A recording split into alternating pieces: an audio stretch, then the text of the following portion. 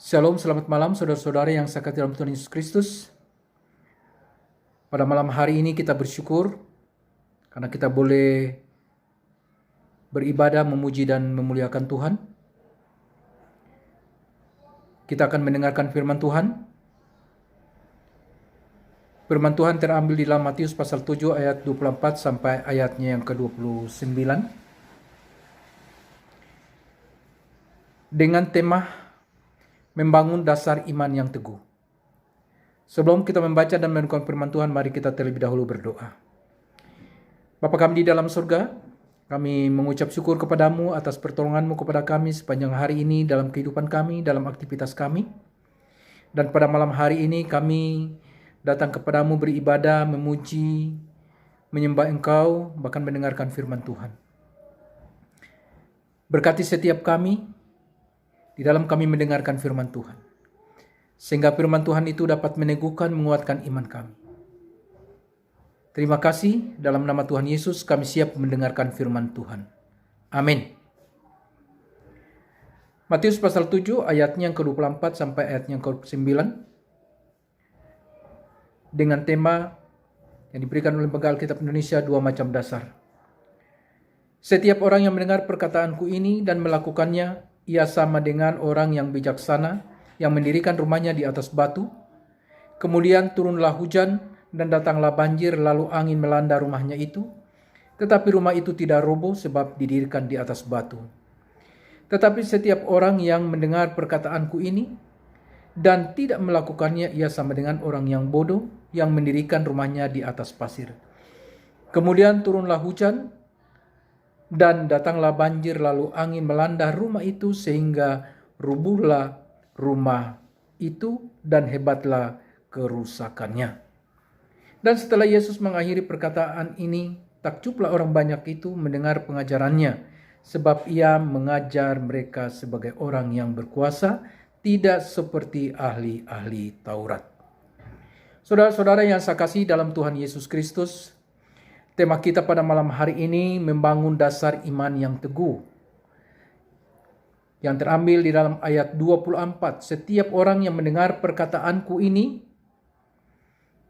dan melakukannya, ia sama dengan orang yang bijaksana yang mendirikan rumahnya di atas batu. Seseorang yang akan mendirikan sebuah rumah, dia menginginkan rumahnya itu kokoh, kuat. Apabila dilanda dengan bencana seperti gempa bumi, angin ribut, rumahnya tetap berdiri tegar. Demikian juga sebagai orang yang percaya, tentunya kita mau memiliki iman yang teguh. Dan iman yang teguh tentunya kita harus dasarkan pada objek yang benar-benar memberikan jaminan kepada kita pada saat kita mengalami berbagai macam tantangan kehidupan ini. Misalnya, pada saat sekarang ini, dunia sedang dilanda dengan bencana yang luar biasa, yaitu wabah corona, atau yang biasa disebut dengan COVID-19. Seluruh dunia mengalami ketakutan. Bahkan negara sehebat Amerika pun banyak korbannya. Italia, Prancis, Jerman, dan terlebih negara kita Indonesia. Orang yang disiplin di dalam kehidupannya, orang yang benar-benar taat pada aturan, itu yang bisa terhindar dari wabah ini. Demikian sebagai orang yang percaya, yang beriman kepada Tuhan. Kita harus mendasarkan iman kita benar-benar kepada Tuhan yang hidup, Tuhan yang kita percayai, yang memberikan jaminan kehidupan itu sendiri, yaitu Tuhan Yesus Kristus.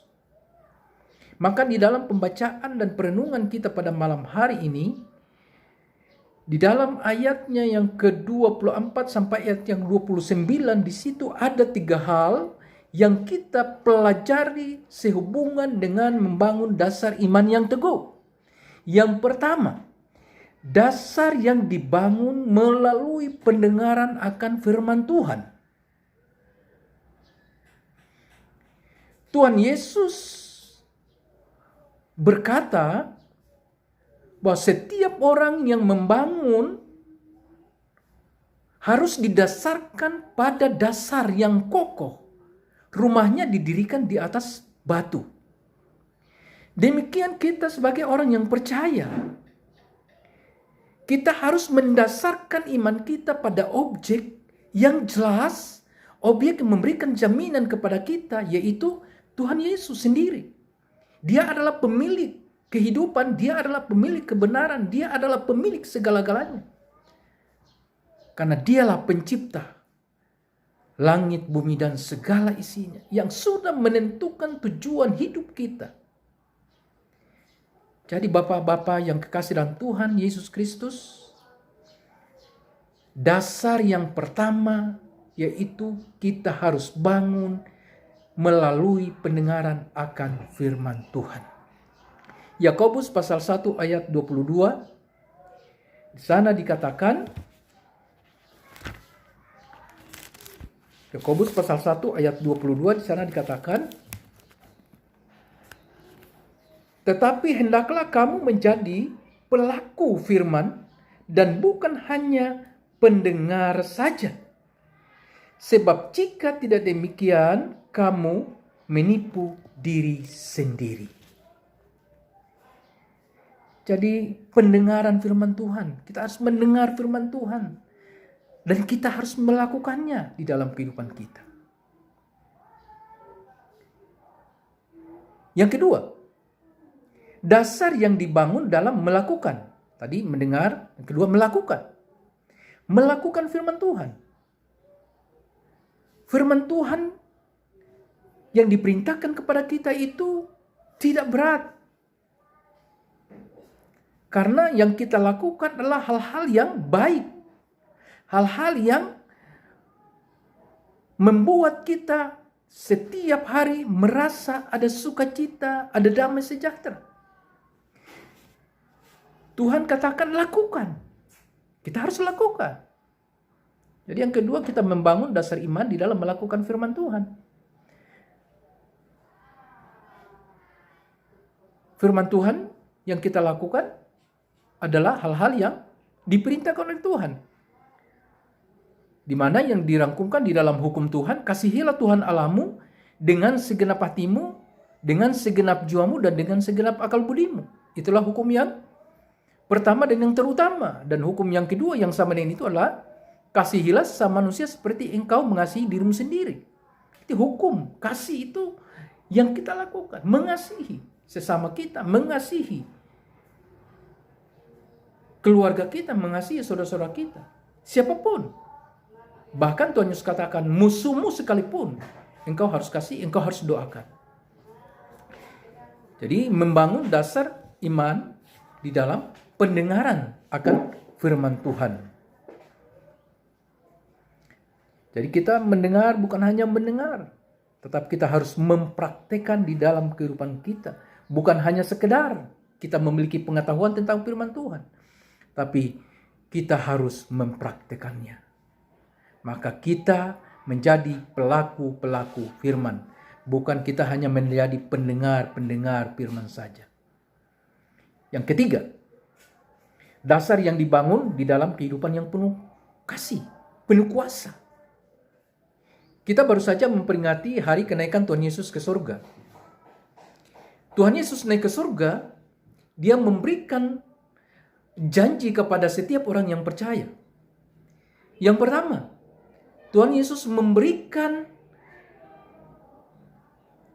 tempat bagi orang yang percaya kepadanya di surga. Tuhan Yesus berkata di dalam Yohanes pasal 14 ayat 1 sampai ayat yang ke-6 di sana, bahwa Tuhan Yesus memberikan tempat bagi setiap orang yang percaya kepadanya di surga, rumah di surga. Maka Tuhan Yesus berkata, akulah jalan dan kebenaran dan hidup.